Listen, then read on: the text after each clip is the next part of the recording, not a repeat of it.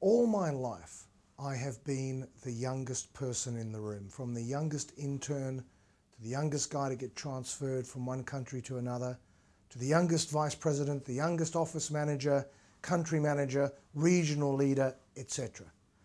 And then suddenly, overnight, I looked around and I discovered, to my horror, that I was the oldest guy in the room. And I just don't know how that happened. Where did all the young guys go? How did I survive? How did I manage to become the oldest guy in the room? Today I work in an organisation of 2,500 people, most of them young people. I'm one of the very oldest at aged 50 in the whole organisation, but I do not for a moment fear the value I bring, my currency, my ability to contribute and to be one step ahead of a lot of the guys in our organisation. And I wanted to share with you my experiences, my tips of how to stay one step ahead, current and valuable as your career progresses and as you're faced with enormous change. And the very first of those tips is quite simply to embrace change. You know, there's going to be more change in the next 5 years than we've seen in the past 50. And as Darwin said, it's not the strongest of the species that survive, but those who are able to change the fastest. Embrace change, suck it in, go with it. The second tip on remaining current is all about don't rest on your laurels. I heard it said that one of the most dangerous things in business is a great last result. Don't rest on your laurels. Stay paranoid. What's really important is your next result, whether a financial performance, an outcome for a client, or something that you're trying to do to achieve your own peak performance.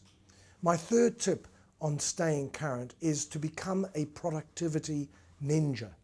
Be the most productive person you know. But it's not just about being productive. It's about doing the right things, the high priority things, and getting them done. Become a productivity ninja. Become famous for your outcomes, your outputs, and the fact that you're doing the right things first. Fourth, treat yourself as a project. You know, the hairdressing icon, Vidal Sassoon, once said to me, he said, you know, I am most famous for having once said that the only place you'll find success before work is in a dictionary. The only place you'll find success before work is in a dictionary. And I am not suggesting that you work any harder. That's not what it's about.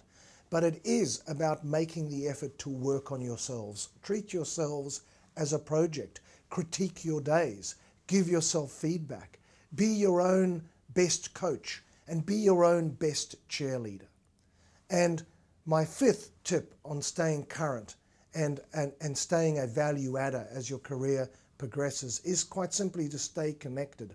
I am passionate about this. Staying connected.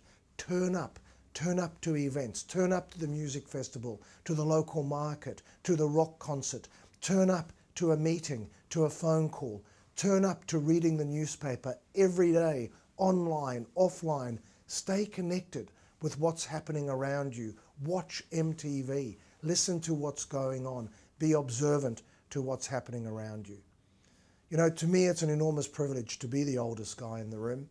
I marvel at it, and my absolute mission for the rest of my career is to stay green, to keep learning, to keep growing, to make sure that when it's time for me to hang up my spurs, that I can look back on my career and say, you know what, you did it on your own terms. You contributed for as long as you wanted to contribute in a way that you wanted to contribute. Now please think about these 5 tips. If you're doing them already, great. If there are a couple of new ideas in there, bring them into your life so that one day, if you want to be, you can be the oldest guy in the room. Thank you.